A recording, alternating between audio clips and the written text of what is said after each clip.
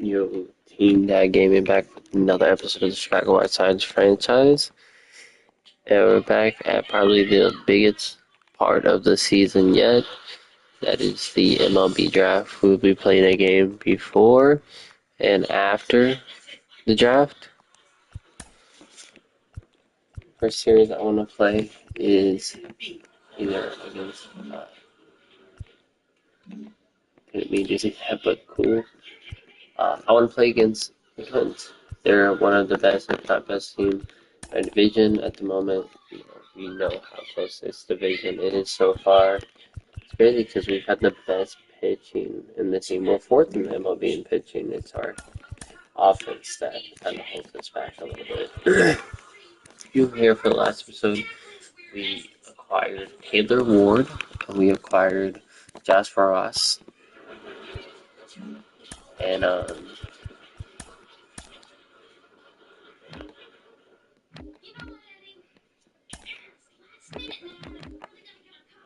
these are the trades. Traded Tukey, traded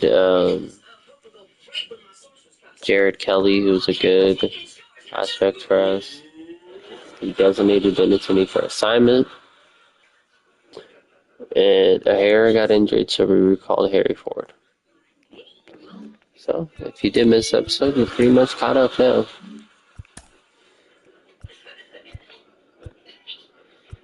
I want to get into this Painter game. It's been a little while since we've seen Painter play. Ooh, 6-12. Damn, we had it. We blew it in the 11th. That's tough. You hate to see that. We blew it in the 11th. Let's see. 3 hits for Robert. 2 RBIs. Pitch runner. Hitter. 2 hits from Fletcher. 2 RBIs. 2 RBIs from Nick Mandel. Who blew it for us? It was a mix of Joe Barlow and Genesis Cabrera. Ball save from Vesia. You hate to see that. Reminds me of. Yasuo all be moved. Melo out of the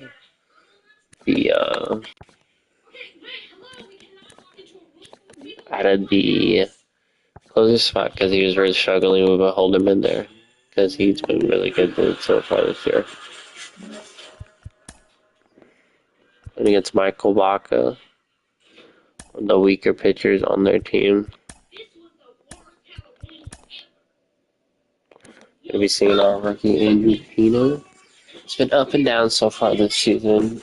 Had a hovering around a 4, now up to almost a 5.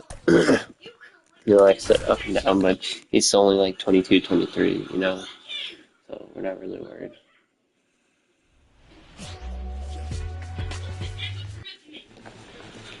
All right, just about set to go. And on the mound in this one, Andrew Painter. But Chris, he hasn't exactly been stellar here on his home mound. Well, I'll say this. Every player wants to perform well at their home ballpark, in front of their fans, in front of the city. And you know this.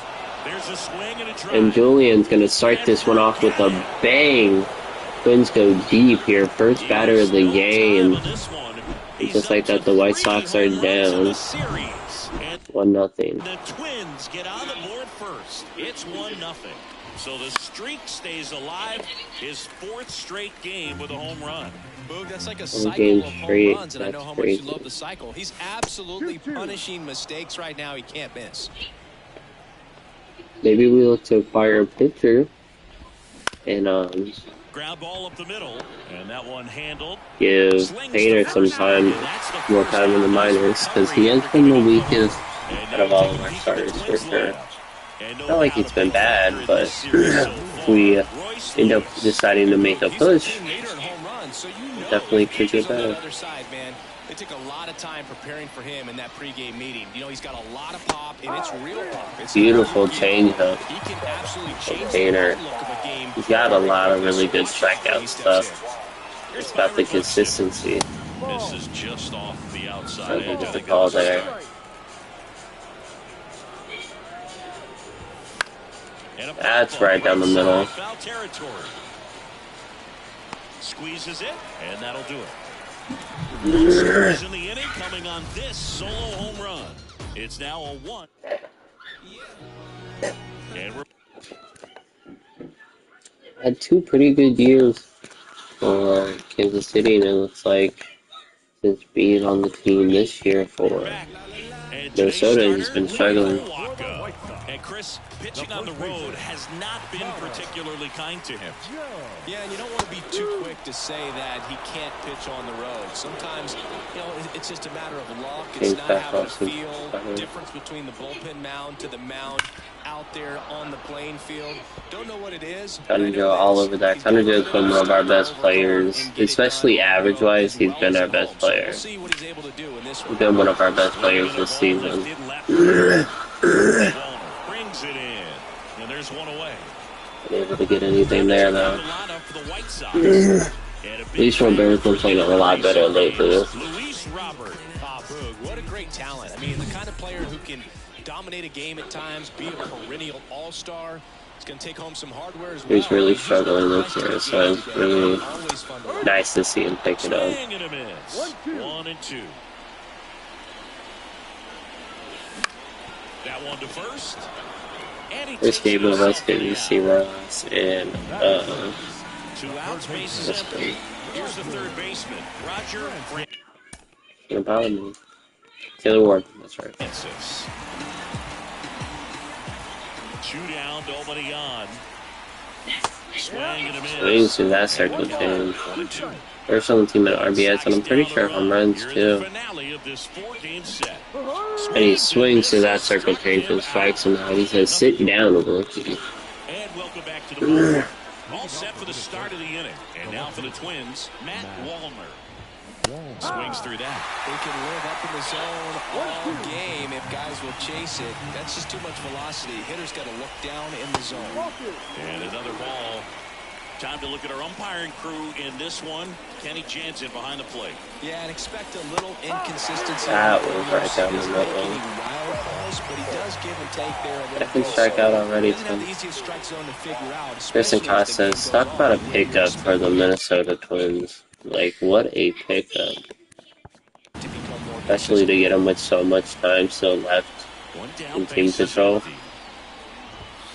Foul ball still 1-2. Chris, do players ever change their approach in meaningful ways based on who's umpiring, or is it good to just be aware of tendencies? That's another strikeout for Payne. I'd say the latter, because the pitcher's got to pitch to her strengths regardless. The hitter's got to hit to his strengths. So you're aware of it. And Jeffers destroys that one right up the middle to Robert. That is a 2-out single for the Minnesota Twins. Great job of staying in the big part of the field. Man, there are a lot of hits there. Now Correa up to hit. 3-2, 2 out, runner on first. A lot of movement in the infield. Hitter's got to stay focused on the pitch. 2 outs. And he strikes him out on the slider. Twins wind up straight. Back here on the south side. The Kerset. And now the DH, Preston Kerstead. He's got pop, which is a little sneaky because he's so comfortable with taking his base hits to the opposite field. But he can jump you if you make a mistake. He definitely can. The pitch.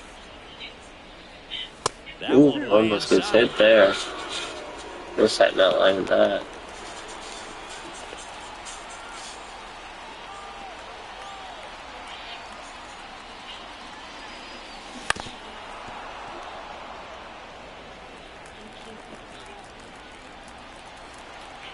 The wind of the pitch. Keeps the impact going. Great pitch to hit, but he can't get around on it. The 2-2 on the way. Gets a piece. He's doing great on fouling the pitches off, but he can't hit anything to go and play. He's fighting, staying alive though.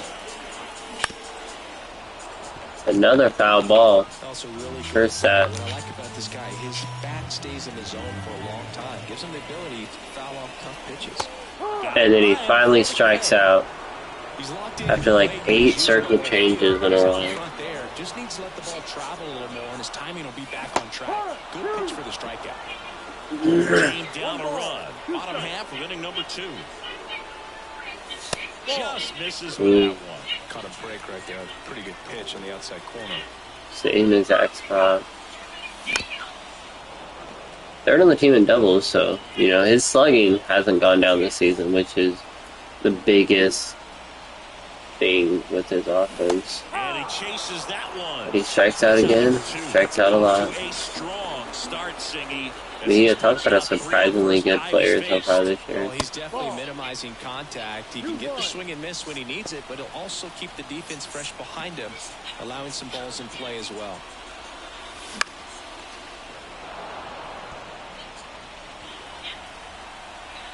Two down, nobody on. Ball 3. Full count. Push it to a full count.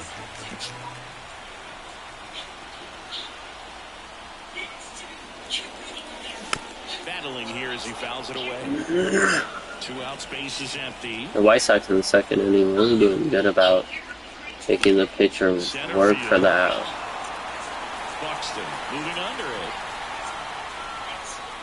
Makes the catch, inning over. We play back at Guaranteed Rate Field, out of the 3rd inning. And here I think the biggest thing on our team missing is the power. You know, their players aren't even that got power. We need the player with the power. Like, we need the player to be like, yeah, that's the home run hitter on our team. Like, that's the thing we're really lacking in. He can be a little too aggressive, and a good pitcher will play off of that. He's got to get a better pitch to hit. Drifts towards it. Makes the catch. And there's one down. Got the pitch that he wanted. Just a little bit quick. It's hard though because we have so many spots that we're happy with because we have good players there. But we definitely need more power. That was right down the middle. Why to kick the pitch? Swings through it for the catch. He strikes him out. Here's Alex Kirilloff. 2 outs. Foul ball there.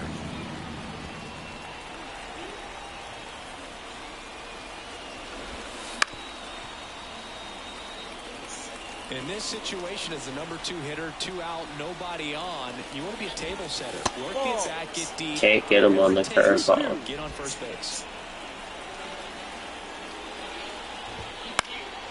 This one in the We contact the center though, and Robert will be there to make the catch. Here on the south side, White Sox still without a hit so far this game.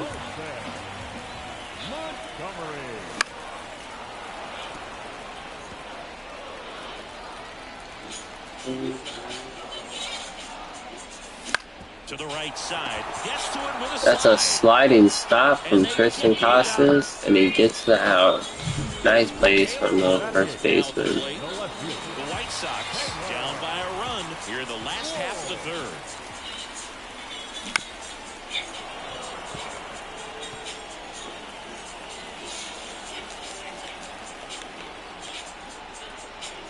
And now it's 1-2.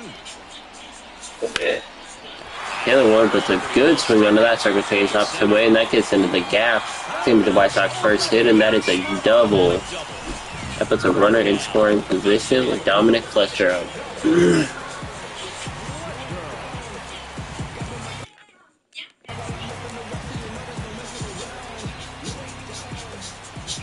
Man at second. Bounced out to short. Correa. Late on that one though. Can't get anything going there. That's going to be 2 outs. Runner on second with Connor Joe up. One of our better clutch hitters. And next to hit for the Sox, Connor Joe. Swings over that circle change. Waka's circle change has really been on so far this game.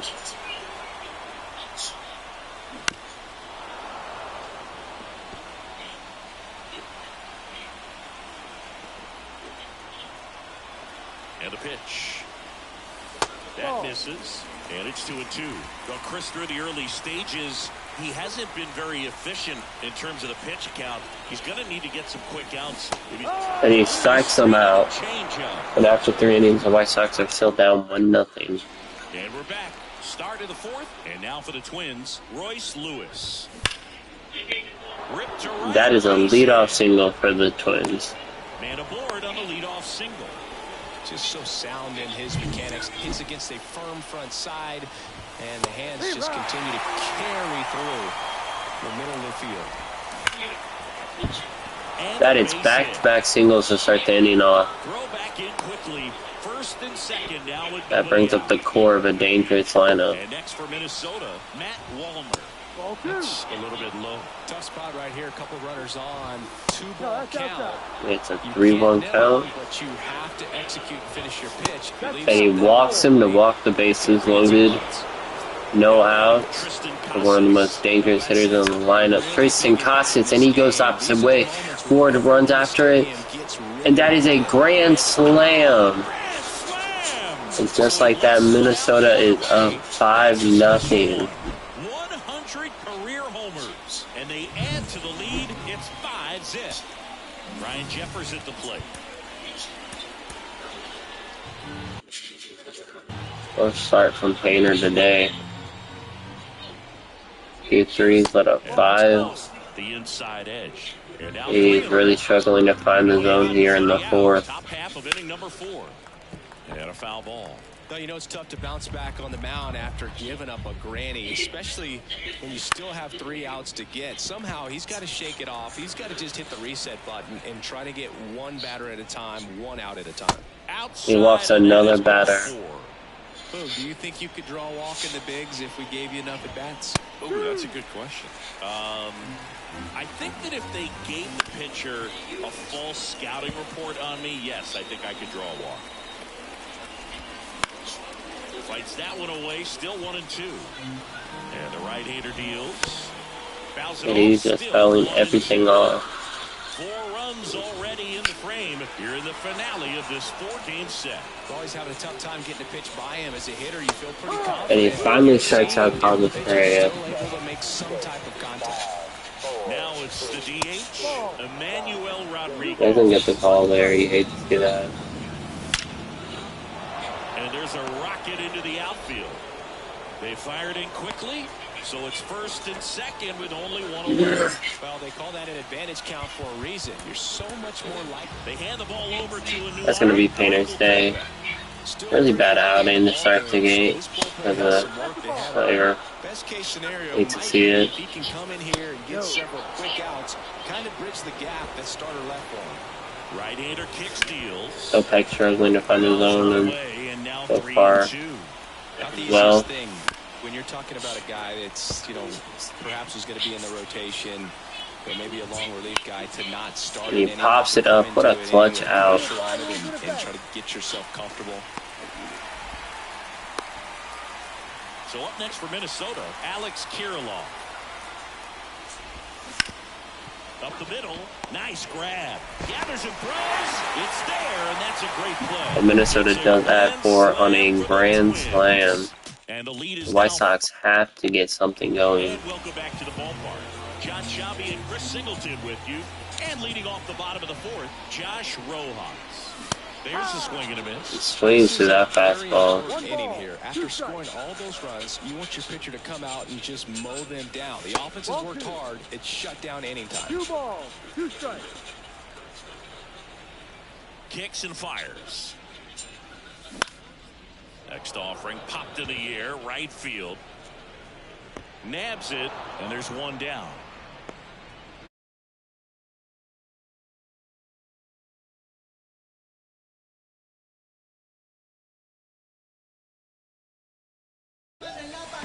So digging in, Roger Francis.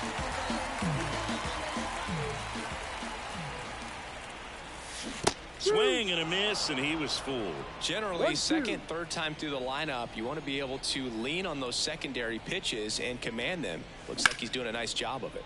High fly ball out to center field. Buxton moves under it. And there are 2 down.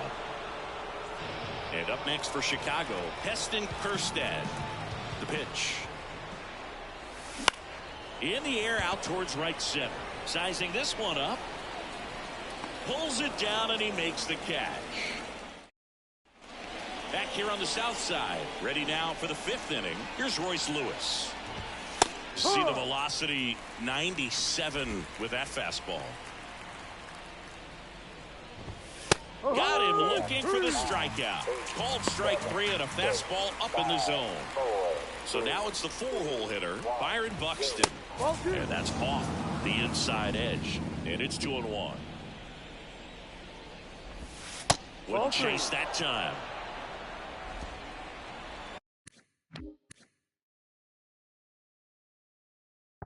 And the right-hander's 3-1.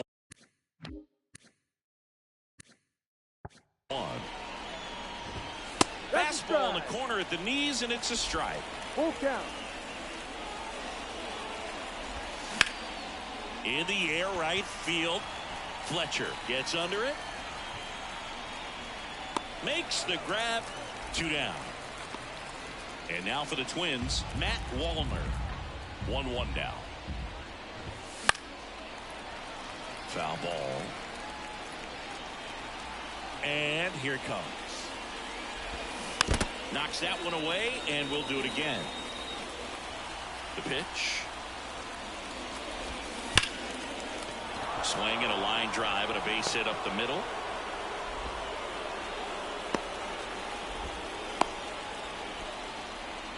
I'm sure he feels really good about that one. Everything was on time and fluid in that swing. Got a pitch he could get the barrel on and lined it into center for the knock. Those always feel good. Fought off foul. Yeah. You go. And a pitch. All right. You going upstairs? Spoils that one, and it remains 2-2.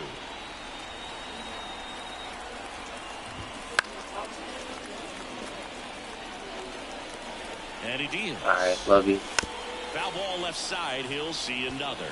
Well, he's desperately looking for that swing and miss. He's going to have to just change speeds a little bit, try to move it around, create just a little bit of illusion at the end. The pitch. Hard hit, right side. Over to Joe. And the inning is over. Just fouled everything off Bottom of the there. inning. And now it's Luis Robert. The center fielder. Righty delivers. So a foul ball makes it 1-2.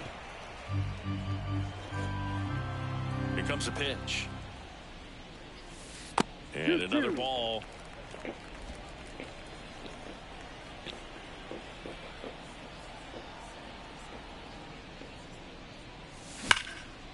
He goes the other way with it, and that's going to be a leadoff single for the Chicago White Sox.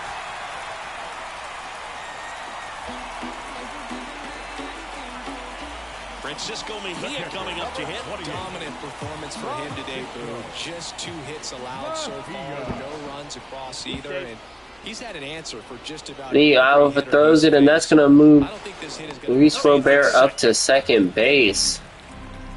Boog, you got to move your feet as footwork is so important on those pickoff throws over to first, and can be a little easy to get twisted up and throw across your body. And he didn't have much of a lead over there at all, so I doubt he was trying to do anything more than just keep him honest, which makes that error hurt even more. And that's outside, and the count's even at 2.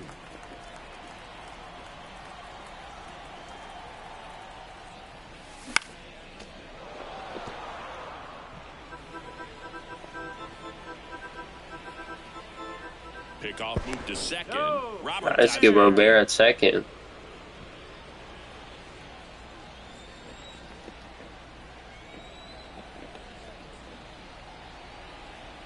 Kicks and deals. And they'll do it again. Mejia destroys that curveball, but he is right in front of it. Just, that was the pitch to hit. And there's a ball.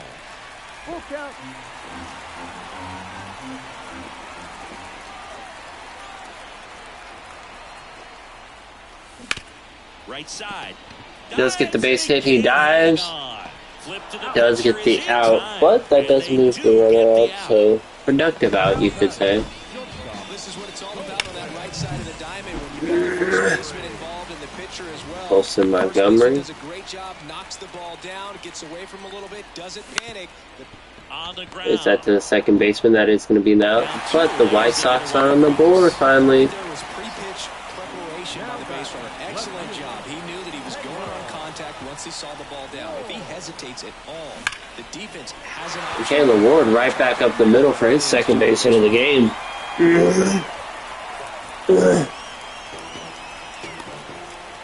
At the plate, Dominic Fletcher.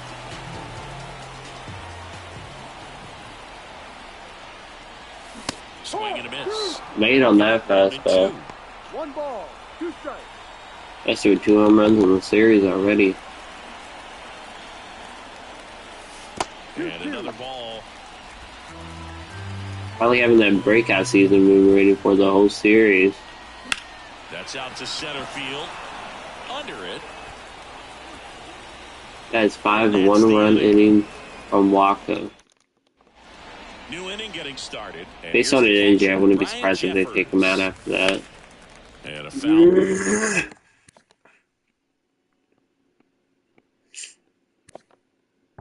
Ball. The 1-2. On the ground to the left.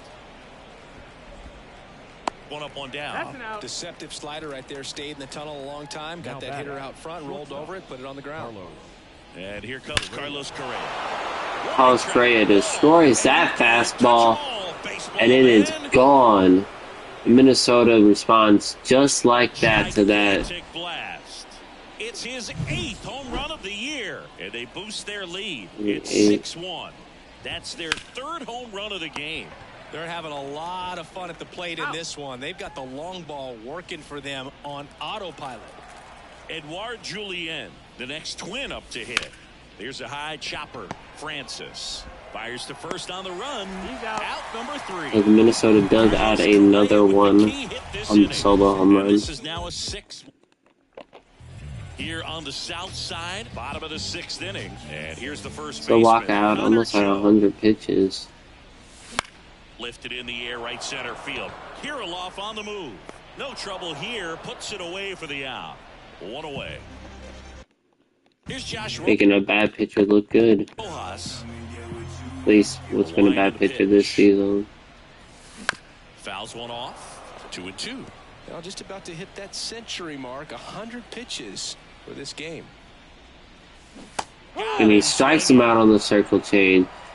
White Sox really struggling this game. Down to third baseman, Roger Francis. And the pitch. So a foul ball makes it 1-2. Oh, he's got to be pretty proud of this outing so far. Sometimes guys cower coming into a ballpark like this, but he has attacked hitters. Pitching on the road like this is very impressive. This has been a treat to watch. And a pitch. In front of that one. Stayed on the first one in front of the second one. Basically the exact same spot. And he swings to the cutter. And it's a 3-up, 3-down. That is 6 1-run inning from Michael Wacha. Top of inning number 7. Now it's the right fielder, Alex Kirilloff. Foul ball still a 1-2 count. Left-hand hitter waits. Swings through that one. It strikes him out. Well, that's pretty much the dream 2-strike curveball. If you're the pitcher, hard downward break at the very end that just dips below the swing path. And they say pitchers want to try to bounce that pitch right on top of the plate. So that was exactly what he was looking for on the mound. Just missed.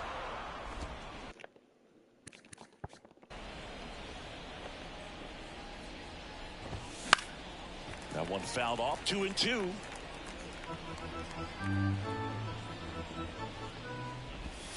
Next offering is Can't get him on the side of there.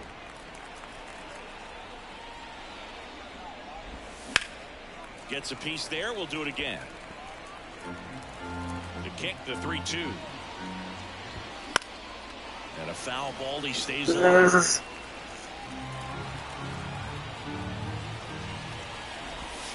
Got him looking. Strikes him out on the side of back-to-back strikeouts for the first inning. Thinking to do when he leaves the ballpark after this. this one. That was his third strikeout, and this one rookie, obviously, so he's been a little overmatched. He's got to find a way just to be more competitive up there at the plate. I wouldn't say the game's close right now, but it's not out of reach either. I mean, these pitchers really need to put up. And down on strikes he goes. And good work. 3 2/3 inning. We're back in a new From pitcher here to him, start only the one bottom of the run. seventh. I think Josh that's Winder. acceptable. Bullpen guys can struggle sometimes when they're called upon with Fastball big slider leads close because to curve, it just so doesn't have the same intensity as a tight game. So we'll see how sharp he is.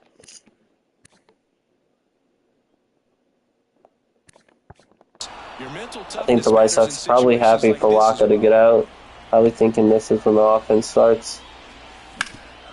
Slides for the stop. Third baseman Nicely done. with a nice play to start the inning. Luis Robert now. The pitch. So a foul ball makes it 1-2. The pitch. And he strikes out Robert.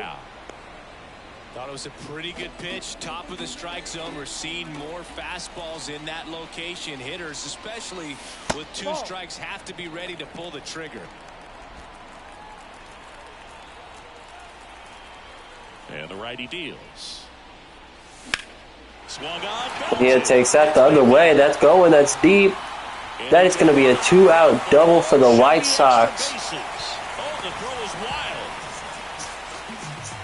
Can they get a little 2-out rally going? Home away. Ooh. Significantly better away. It's not like, okay, he's a little better. It's like, no, he is better. Much better this season in away games than here at home. Well, no base hits in the series for him so far, and it's clearly been a rough one. You just hope he's not pressing too hard because that just compounds things. And he pops it up. You hate to see it. The White Sox unable to get anything going. And that's the 3rd out. Welcome back, and a new arm on the mound to start the 8th. Camilo Doval. And with the big deficit on the scoreboard, he almost has to just put that out of his mind. Every outing matters for relievers and their numbers, but I think it's tough to get up for this type of appearance the same way you would for one in a close game.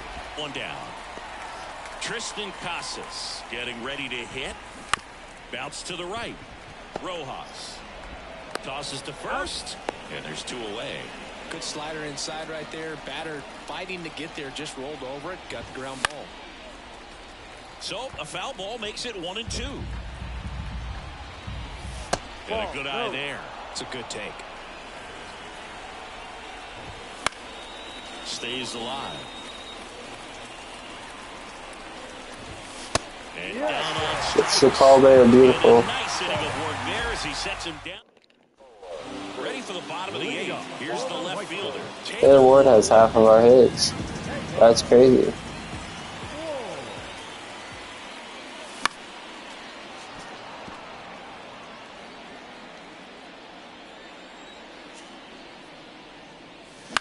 Line drive. But he puts a nice swing on that. And that's his 3rd hit of the day. He's doing what he can. That's his 8th single.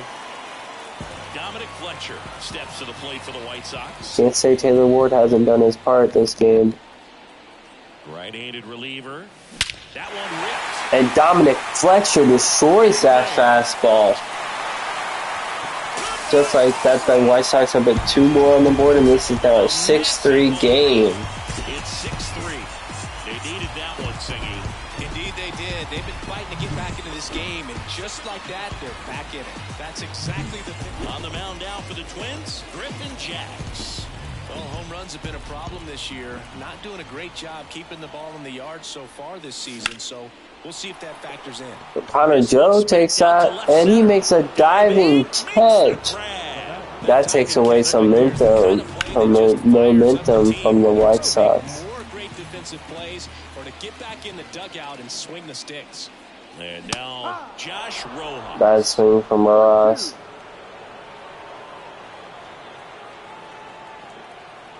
And the pitch. That's down and in. Got to keep things airtight defensively right here. On your toes, ready to make a play. Or most likely coming in the next inning. It should be a W. On the ground, right side. That's the only bad part about bringing it within save distance. It's going against their closer. Zone right there and produced exactly what he was looking for. Ball on the ground. Nice ground. Roger Francis will hit next. And another ball. 0 for 3 on the day. Swings to Essler. No, that's that slurve right there. He threw it extremely well. Talk about just a ton of breaks. So tough to get that barrel to. Chase the fastball up the He swings to the high fastballs. But two come across to Hate to score see in the that. inning, courtesy of this two-run homer. And they've doubled up. White Sox do add 2 though. Set to start the ninth in this one. Good Here's job. Carlos Correa. Hard grounder into the outfield for a knock. That's crazy. He was almost out. Well, a swing like that can help you come out of this struggle. We saw the numbers coming into the ball game. All he's trying to do at this point is help his team win. 1 ball, 2 strikes. Just a weak fly ball this time. Fletcher on the move and puts the squeeze on that one. And there's one down.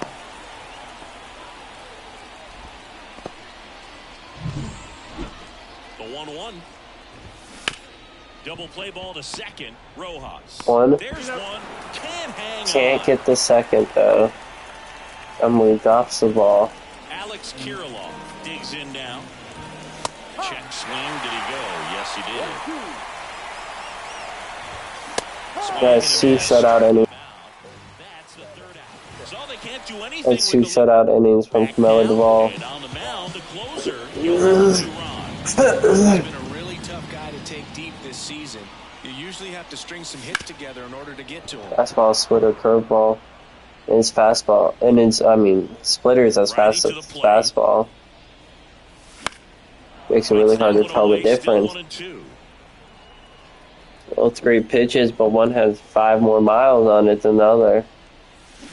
Swings And then he's got that curveball. And out front for strike 3. So up next, Luis Robert. Right-hander kick steals.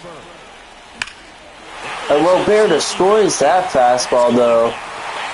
Brings it within 2 just like that. That was blasted to the moon. And they cut it to the deficit. It's 6-4. This crowd is on fire right now. They're going nuts thanks to that home run. That's the exact definition of That's hitting exactly what the White Sox needed. that outside fastball and driving it the opposite way out of the ballpark. You want to bottle that type of approach. And Mejia puts a good swing on that splitter. And it's going. And then it's back-to-back home runs.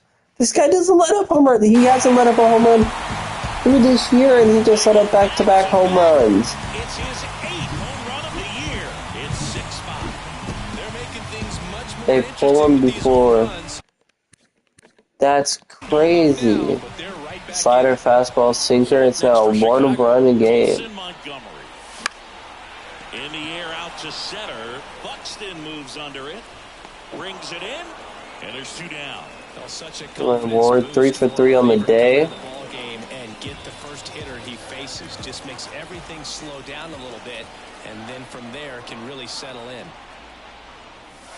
Not close with that one. 2-1. Well, an interesting situation. One swing you can tie up the ball game, but if you're patient and work a walk, then you bring the game-winning run to the plate. Sends it to center. High blooper, but Buxton's there. The Twins. The White Sox try to make the comeback, but the Twins get the win. This is a huge win. And they take the series. Before heading back. Dominant starting performance from the Twins and a bad starting performance from the White Sox. We are now 2 games under negative. That's not what we'd like to see. 3 games under negative. First baseman. This guy. I would be more than happy to get him. I think it's right now my main pick that I want. I like this guy too, but I definitely think I want the other guy. I don't know. I mean, there's really no wrong choice out of those players. Even the second baseman's a great choice. Contact-wise, he's going to be absolutely insane.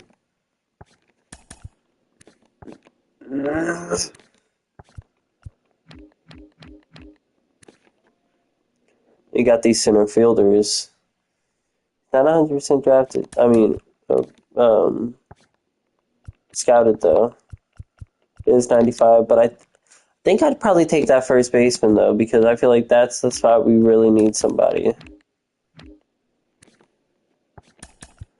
We also do have a lot of 99 stamina, 99 hit per 9. That's a pitcher you want on your team right there.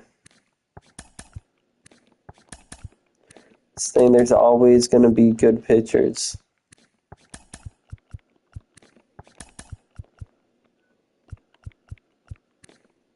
There will always be good pitchers.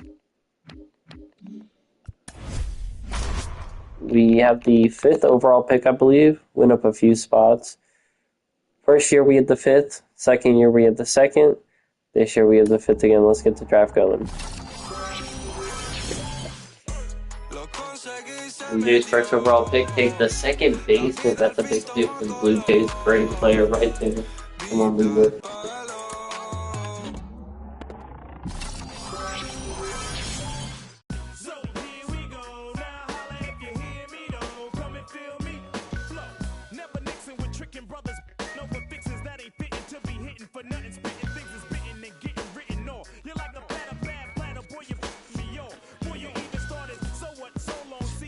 The Giants take the first baseman, Glover Slinger. I can't remember if that was his name. I can't remember the name of the first baseman we wanted.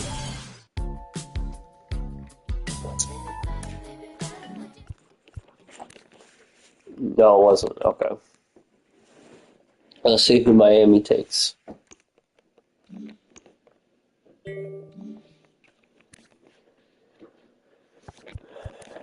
I think we got to go. I mean, this is who we knew we wanted from the beginning. He's a switch-hitting first baseman with amazing plate discipline. He's going to be great. And this is who we want. Let's take him. Brack Sharp. That center fieldman's still available. We have to take him. I can't believe he's still available. That's insane.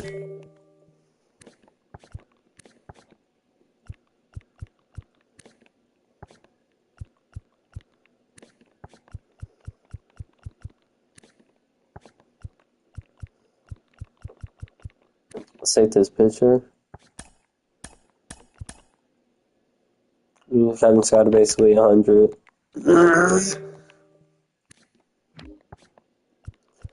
So, yeah, cool. That second baseman's still here. Let's draft him. I'm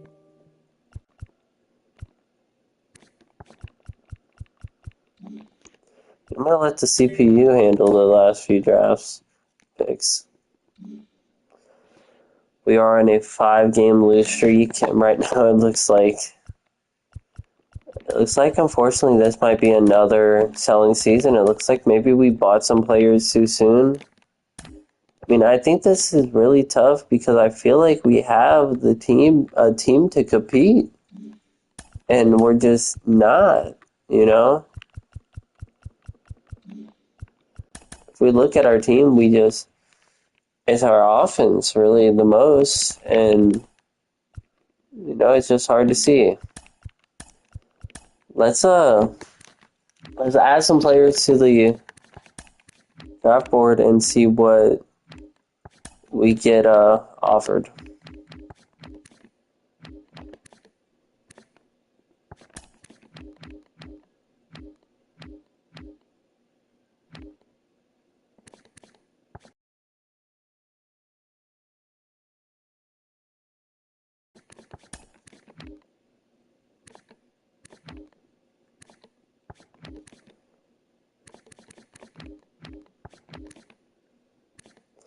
I forgot about Lever Bergero. Forgot we had him.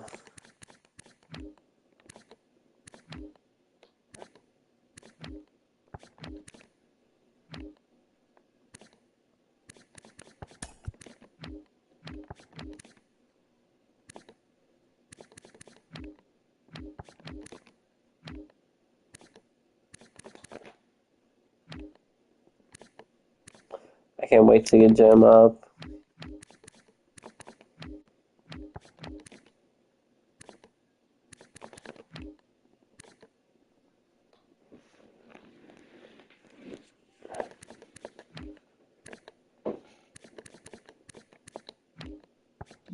Man, I'm a bit frustrated. I'm not gonna lie to you guys.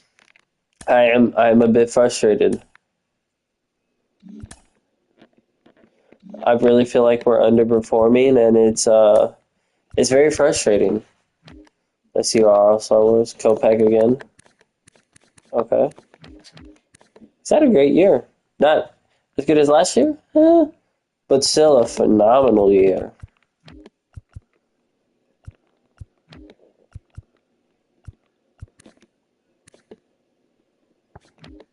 Brunson, I don't know about that. Makeda, into 1 year. But okay.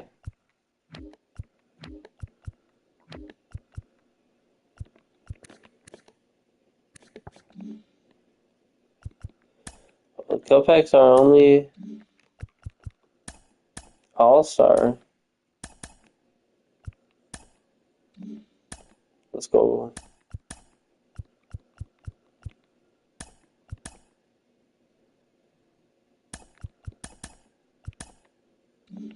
Let's go. You're gay.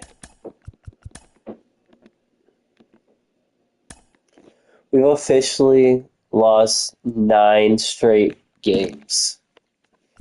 We've completely fallen out of the even chance of competing this season. This is kind of heartbreaking. I mean, to be honest, I feel like this team's really falling apart, and it's really hard to see. Finally won one. Then we start losing again.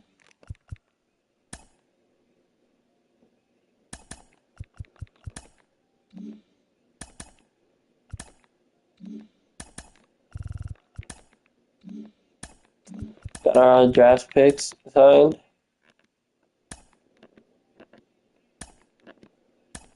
And I really feel only 4 wins this month. We were a positive team at the beginning of the month, 46 and 46. Now 48 and 62. I mean, to be honest, I don't even have words. I'm really disappointed in the team. This really sucks. It's really heartbreaking. You know, I feel like this is what the White Sox have done repeatedly, is get a really good team, and then somehow they just don't play good. Somehow something happens and they don't play good. May's been good for us. You know, Garrett Crochet's played better. Definitely a respectable season. Mize too. Painter struggled. And Griffin Canning's been doing Griffin Canning things. Melendez has been good on base-wise. You know.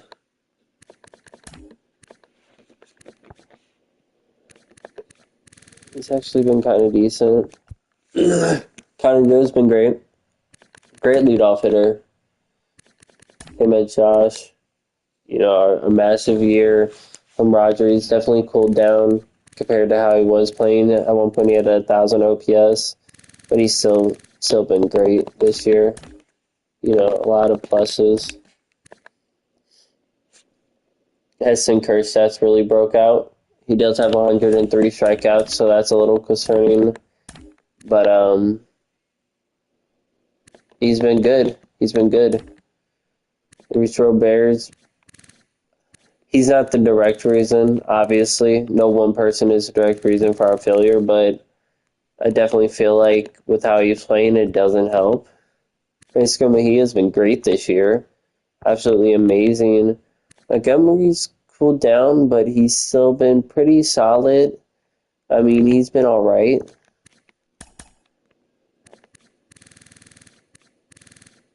I mean, yeah, it's a good WAR. Like I said, I think we just might have bought too early. That really sucks, you know. Phillies, Cardinals, Arizona.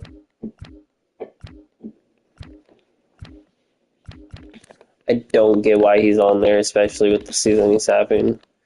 Doesn't make sense.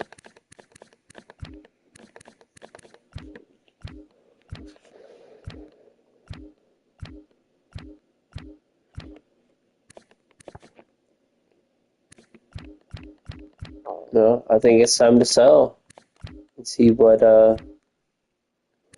we can possibly get. Try to build toward the future. Again, I'm still kind of voiceless. You know, it's just, I'm really disappointed in the team. I really am. We'll start with Crochet. Looks like the Phillies, Cardinals, and Diamondbacks are interested. Phillies are fighting for a spot. Cardinals are not, neither are the Diamondbacks, so neither of those really make sense. I don't want to do the Phillies because we've made so many trades with the Phillies. So let's look around and see what teams need some pitching help. It might be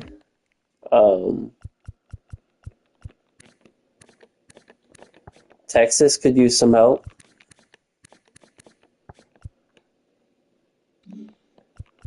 What's Texas playing like? They're leading their division.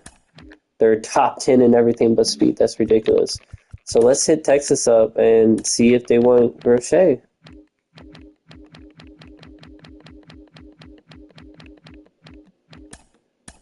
Let's see what they will offer us for Crochet.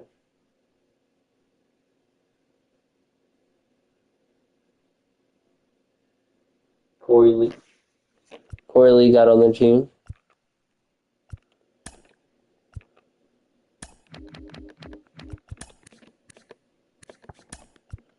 Prospects. Mayo, Daniels. This is Baltimore. That's why, RJ.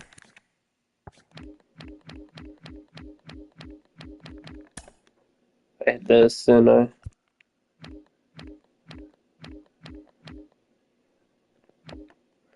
see what the Rangers have.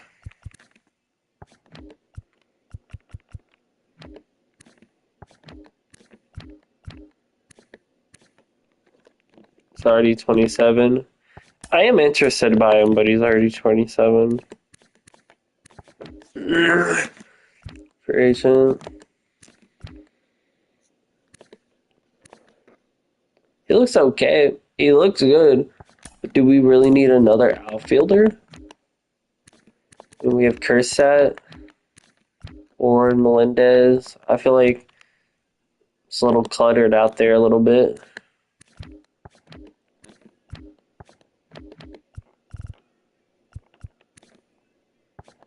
His walk per nines are really low. He isn't going to be good.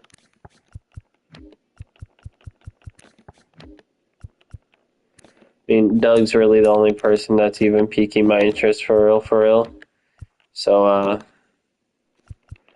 looks like Texas is not the move.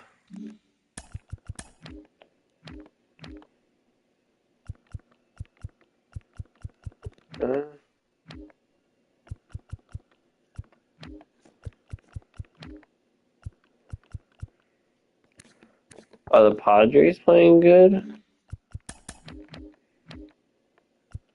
Yeah. Padres can be a team that we go after. Okay. I mean, not go after, but that need pitching. I mean, honestly, I'm ready to, we'll probably just call up Drew, let him have the rest of the year. I'm not like it's not like we have to train Griffin. I'm okay with giving him the rest of the year. This guy looks good. It looks like they've given him some time in the majors. Ethan Smalls.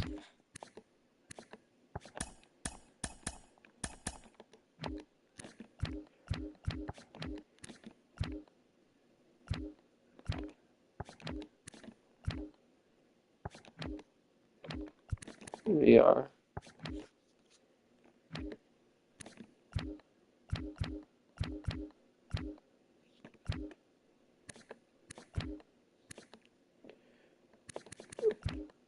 Okay.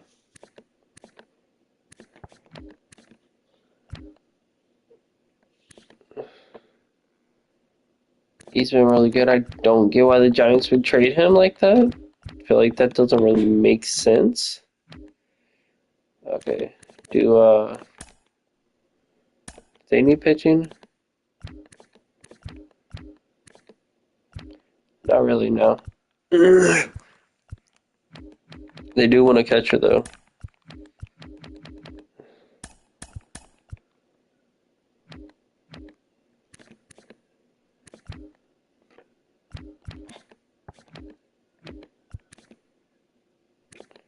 Vargas.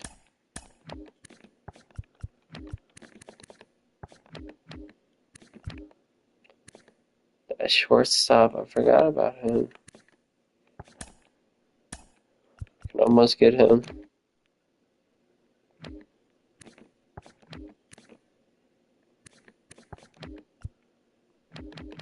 Man, I feel like that's not super unrealistic since they got Mookie. I mean, there's no reason they would need to keep him. But do we want him? Like, we want some players that are going to bring us some power. We're really working for.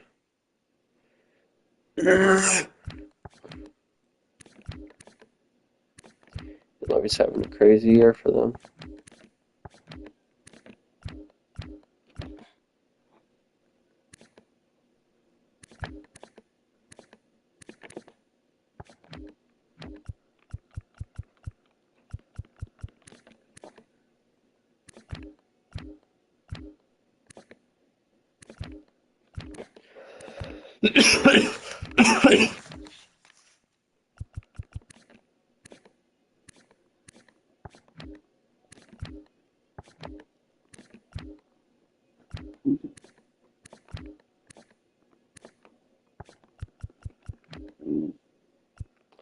They're not having too much that's really piquing my interest either. Don't get me wrong, I would love to get one of these guys, but it just doesn't make sense.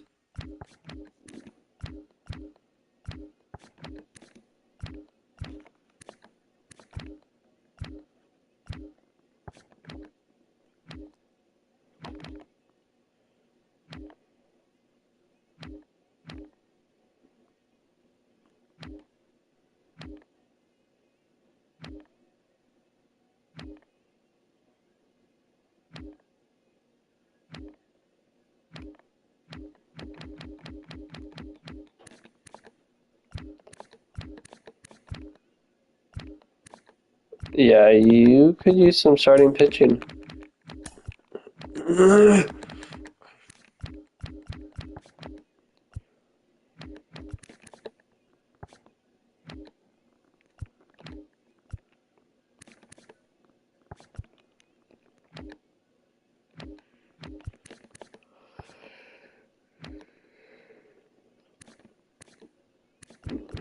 It doesn't really look like they have any prospects, though.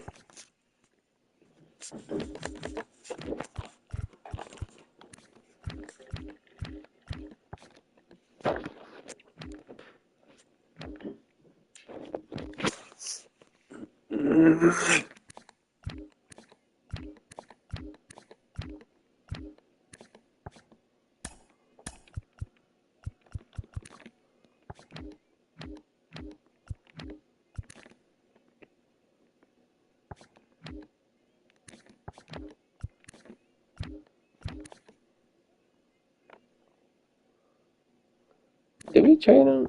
We didn't trade him to Seattle, did we? I don't think we did. He looks good. But he can't play defense for shit.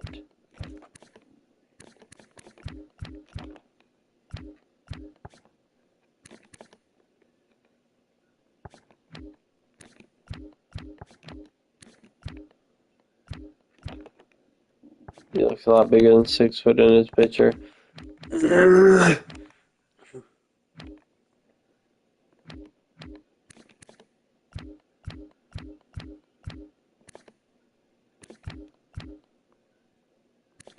Force Woodley. If his stats are like more in the 60s, I'd probably be like, let's do it.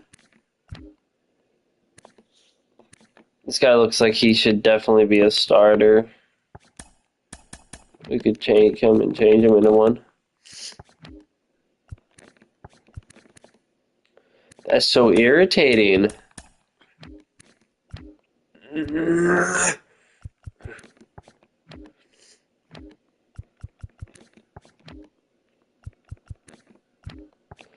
I'll be no fade at all. This liquor I'm drinking.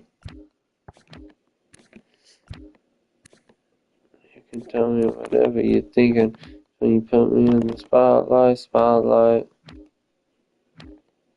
When the moon hit your skin, I could see you with him, not you and me. But it's just you and me.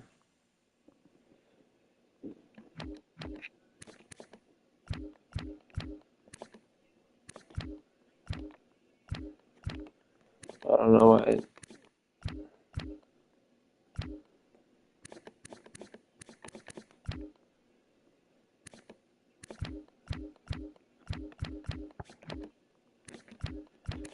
Michael came back.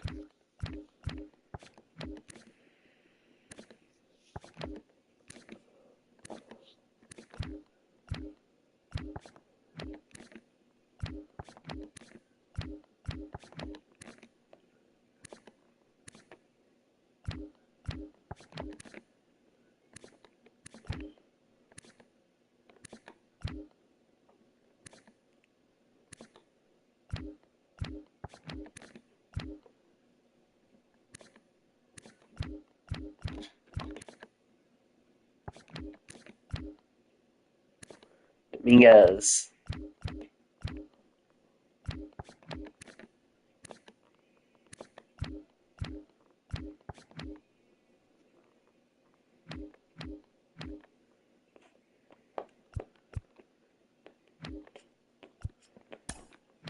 I don't know.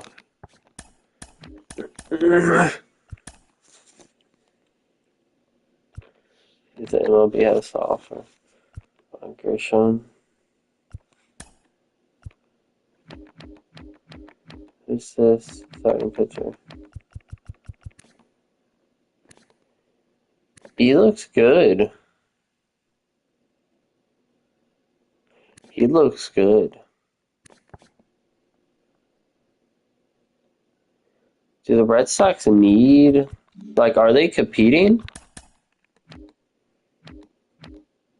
I want this to say somewhat... They are. So... That's actually not a bad trade. I don't know if I want that other guy.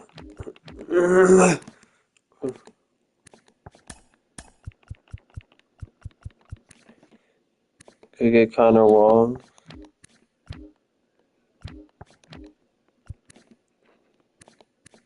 Could we get Bond? We could get Bond Grisham. Do we want Bond Grisham? Nick York?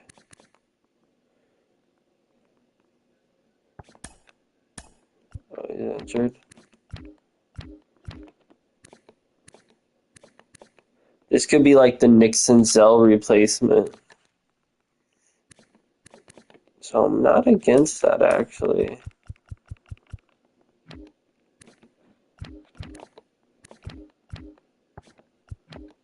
I think we might go with that guy.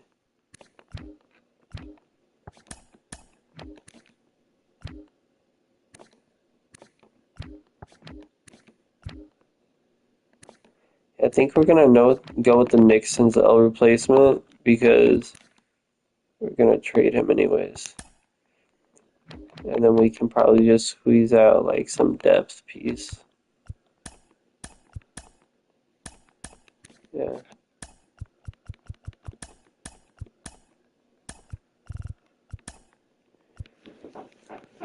O'Shea is now a Red Sox. That's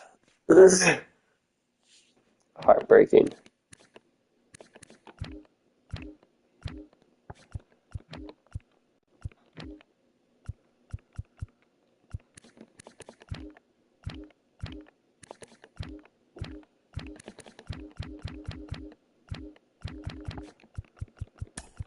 Try to capitalize on Vesta's value while we have it.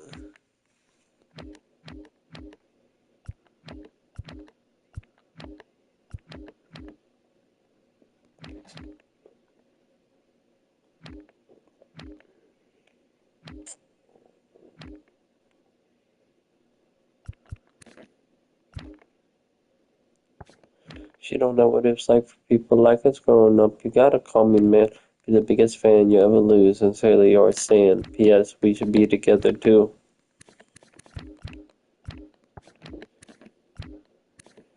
TJ Frittle's actually someone I considered. I don't think I'm gonna, just because, like, based on his progression right now, it looks like he's probably hit his potential. That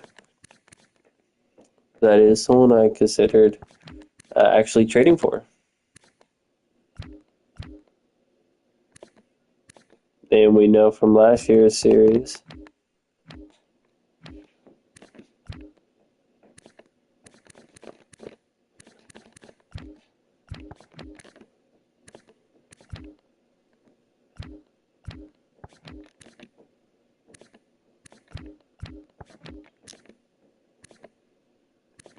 It's crazy that they got Tyler Solon shown.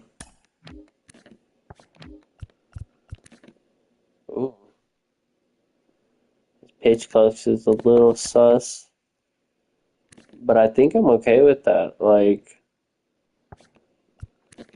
this guy's having a great year right now. So that can be a prospect that we could have for the future.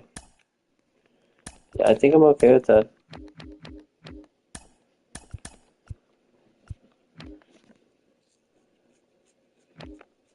Cubs need a catcher.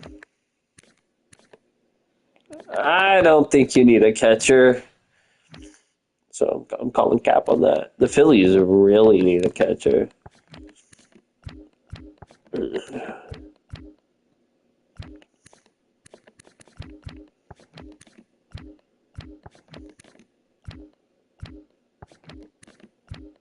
Gonna wonder why I got out of bed at all.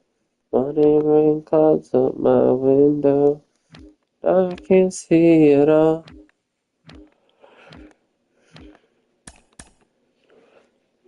Let's see. No. No.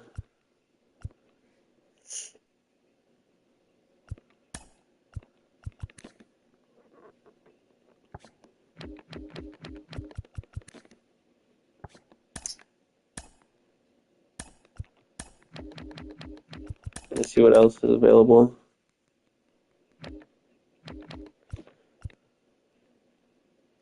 Elliot Ramos. How's he progressed? Actually not having a terrible season, but he hasn't progressed the best, and I'm not confident in that progression.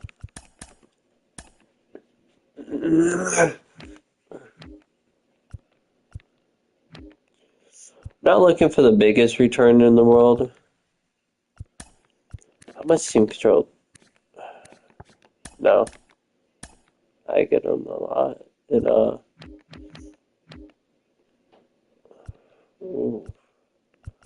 why would they want Mejia, though? They're not a good team. Like, why would they be buying? Like I said, I wanted to somewhat be realistic. Ronnie Contreras. You could make him back into a starter. And, I don't want to change, like, a lot of... You know, position players are one thing, but pitchers, like, changing their rating can really have a significant difference on their rating.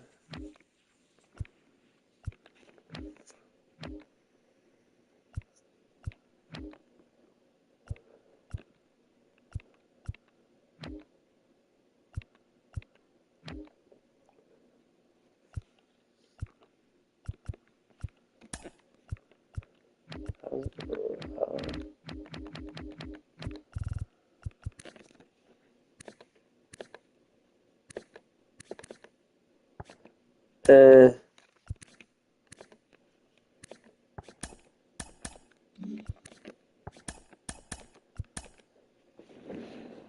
Like prospects specifically.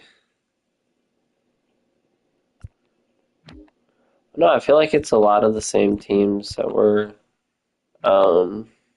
dealing with.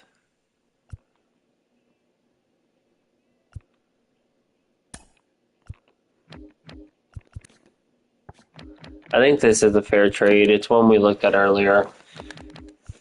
I mean, when it comes to right field, not in desperate need, but it's something.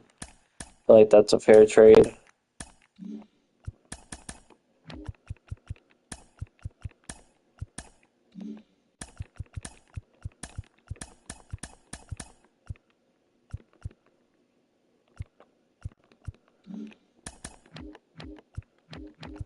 Then we're going to end up calling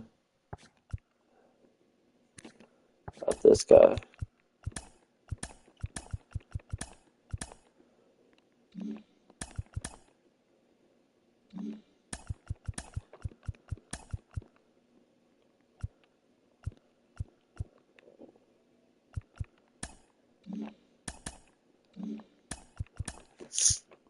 It's just 26.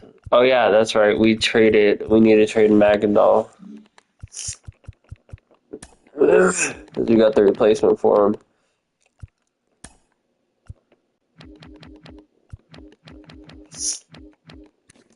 Maybe just like someone to hold the catcher spot down for the rest of the year.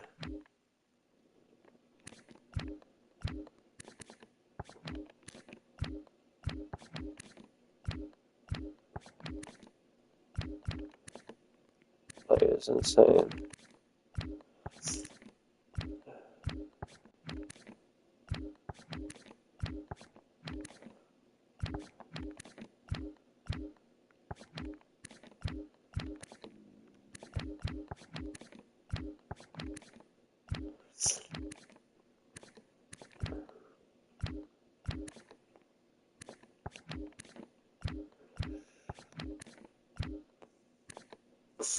Did we bring Sam Huff back?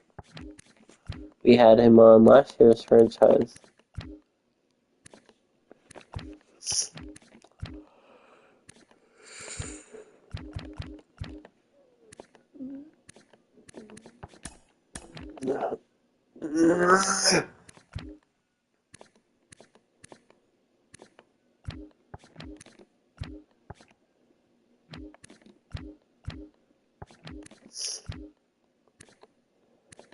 Don't get it.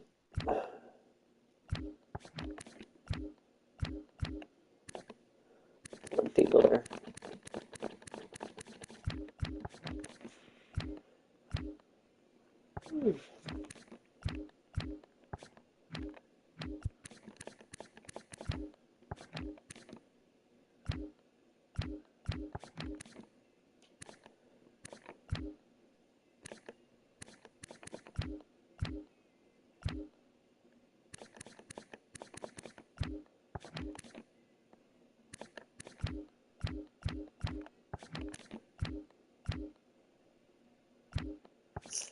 Technically, we could rock with Melendez as the backup catcher until Harry gets back. So let's just see what we can get for Senzel.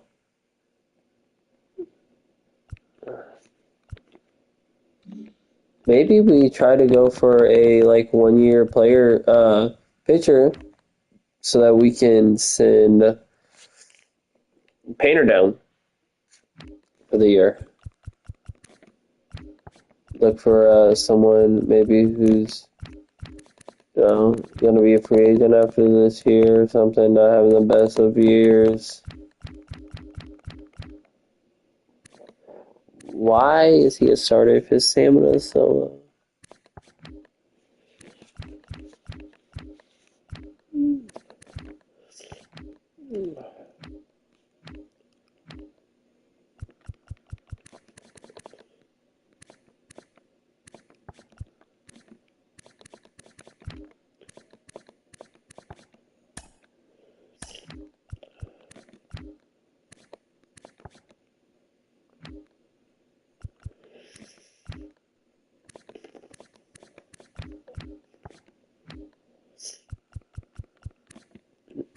We can almost get Emerson Hancock. I'm down to get Emerson Hancock. What else? Old left fielder. We'll throw in Tapia.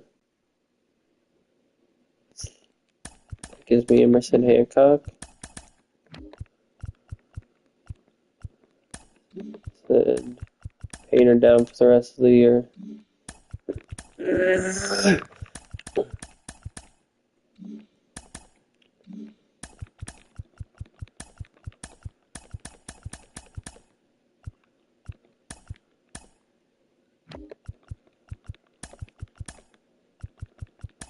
That's a shortstop. Yeah, shortstop. You'll be taking shortstop and DH.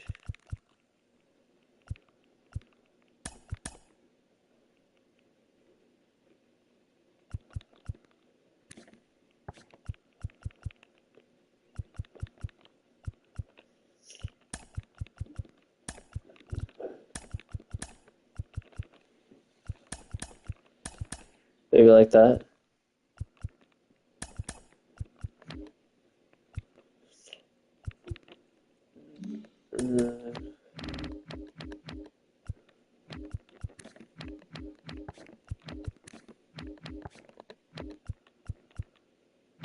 We can call up Fletcher.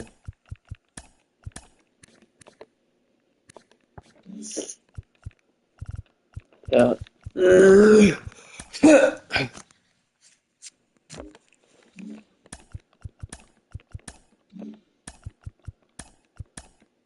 Seated. I feel like we didn't make any super unrealistic trades. Got some improvement. I feel kind of overwhelmed at pitching a little bit. I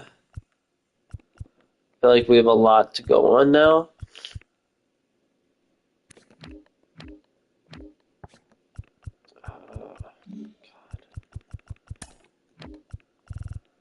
Do like a minor, just a little minor league trade or something.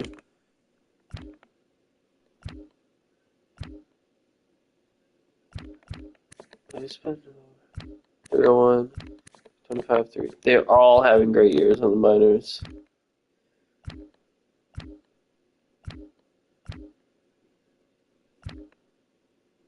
They made the pro. Even Murphy made the least progression.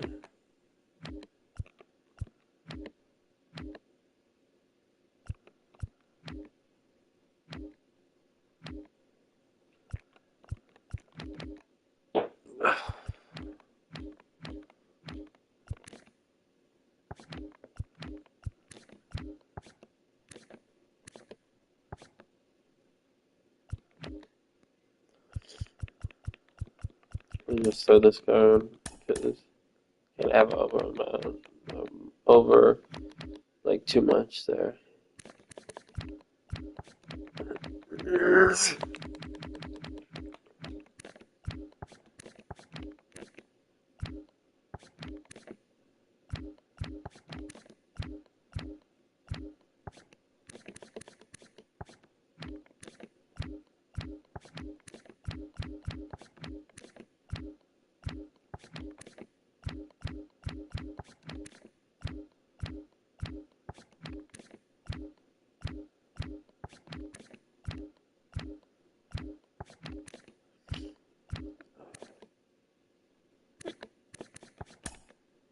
Shea kind of piques my interest.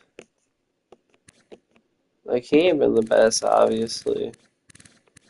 But, like, he's got 2 years left. Kind of covers the catcher's position.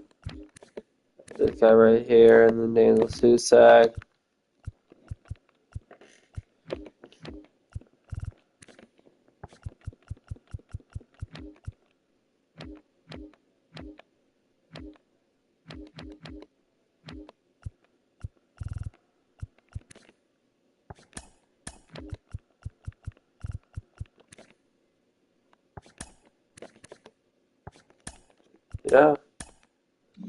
be like our acquisition.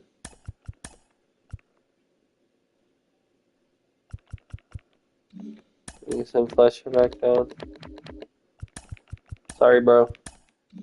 Really said psych.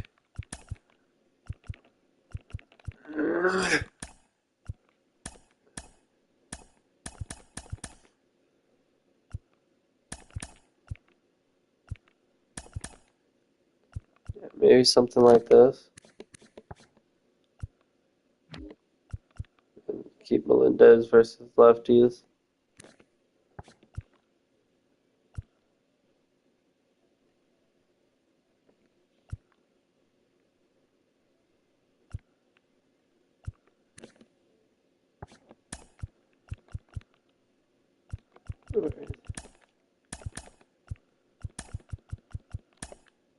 Like that. Did a little bit of buying, did a little bit of selling. Don't feel overwhelmed at pitching now. At least not as much. Looks like the dissensions. Okay. Cheers. Okay.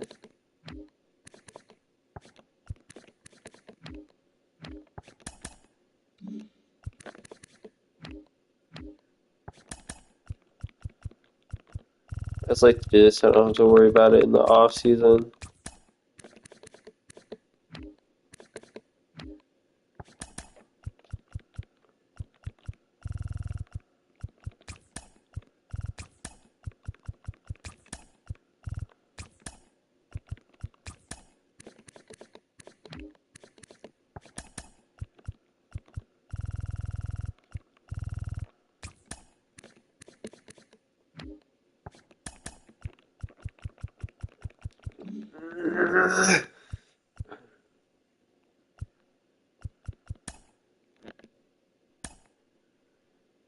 Jasper Haas out for 1-2.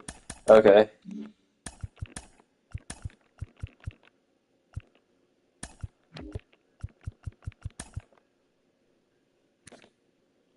He's actually made a good process. August versus left. I kind of want to play versus lefties now. We'll give it a try while he's out. Keep making moves like that for your offense.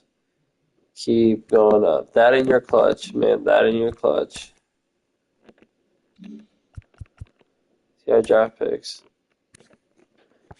91. 91. Can he field? No.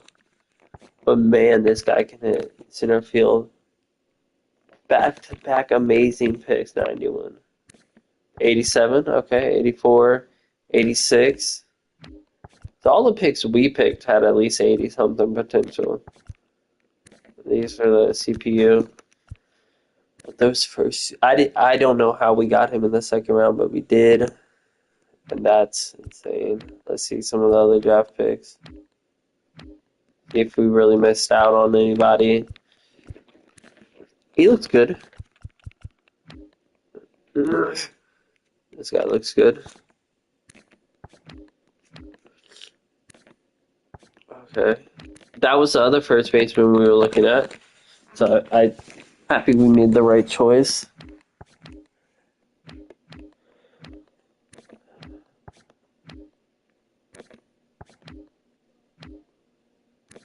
Wow.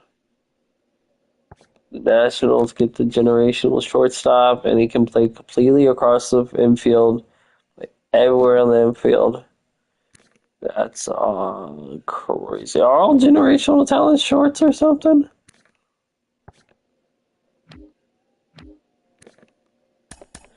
That's a really good starting pitcher. I can tell you that right now. He's going to have some good years. A really good pick. Dang, they had a good draft. And then second round is crazy. Who had the first overall pick again? That was Slinger. That was the other guy we were looking at. He went first or second? He went first. I know he went second. The second baseman went first. So, once again, I like the pick that we went with. Yep, this was the second baseman. He's going to be good. With that arm and his height, I'd probably move him to third. But he's going to be good. We had the draft. We had, not a draft, we had the draft. Oh, big year. Oh my God. That was great. We've had some upset this year. That's for sure. He's making really good progress versus lefty contact, which is big. He also made really good progress versus lefties his first year.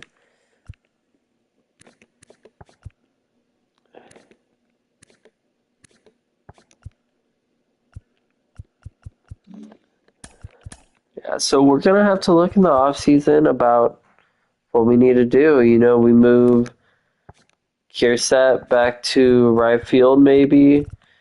And because defensively, he's a solid defender. He's just slow. But Fletcher's so good defensively. It's just his hitting is so inconsistent, man. He's slugging almost 450 though, so you do have to give him that. Um, Maybe we go for like a. I don't even want to say we should go for a big name left fielder or something because we have Jim right here. You know, 75 overall. He could come in right now and make a difference, but he can't field for crap. But he's fast. He's gonna steal a lot of bases, which is awesome to see. Hopefully, Pereira will be able to put it together more next year. You know, Jim's definitely going to get some time in September. That is for sure. He was our first overall pick, first round pick last season. Maybe we sign a big name DH. Definitely think that could be like the move. Signing just someone to really DH or just a right fielder in general. Sign a right fielder like Kiersat say at DH. But if we put him in right field and then sign a DH, that gives us more flexibility where they can be at any position. You know, second base is hopefully Pereira. Third base Rogers. Catcher Singular.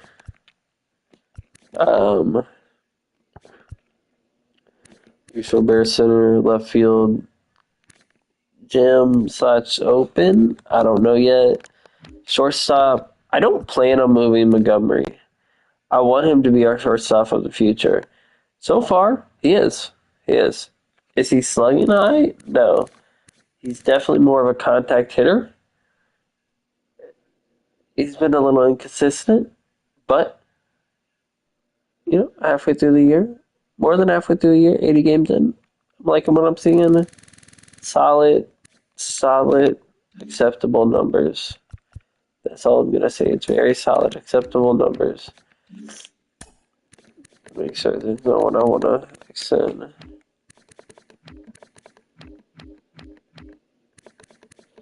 Yeah. Canning's probably, you know, just let him finish the year, hold the spot down. We might bring back Senzel. I don't know. Really depends when it comes to infield, backup, what's offering.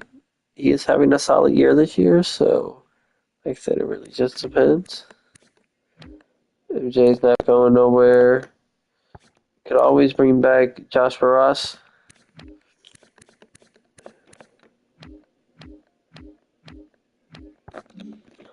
Alright. Well, that's going to end the episode here. I hope y'all liked it. Once again, a very good / disappointing episode. But, you know, let me know what you think of the trades that were made. You know, let me know what, what'd that say? They got Michael Kopech from Boston? I didn't know that.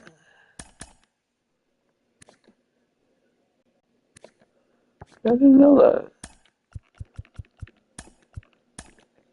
that. But, you know, we make some big trades.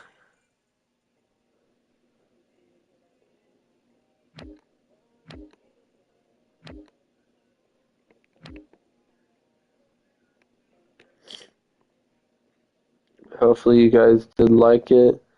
Make sure to leave a like, comment, subscribe. Excuse me. Leave a like, comment, subscribe. Make sure to tell me what you think about the moves we made. You know, maybe you think one was unrealistic, or maybe you really like a trade or dislike a trade. You know, let me know what you think. And I will see you guys next time. Peace.